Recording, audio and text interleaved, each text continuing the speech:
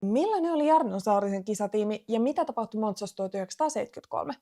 Jos ensimmäinen osa Saarisen tarinasta on mennyt jostain syystä ohi, käy kurkkaa meidän edellinen video. Jarno Saarisella ja hänen kumppanillaan Soililla oli oma upea tarinansa.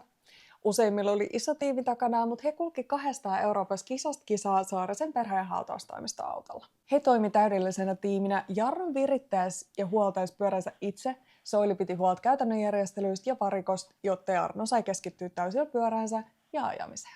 Viimeinen kohtalokas kisa käytiin Monzassa ja täyttä selvyyttä siitä, mikä onnettomuuden aiheutti, ei ole koskaan saatu, mutta kerrotaan, että radalla olisi valunut öljyä, jonka vuoksi kilpailussa toisena ollut kuski kaatu, lensi päin teräsaitaa, josta hänen pyörä kimposi takaisin radalle ja osui Saariseen.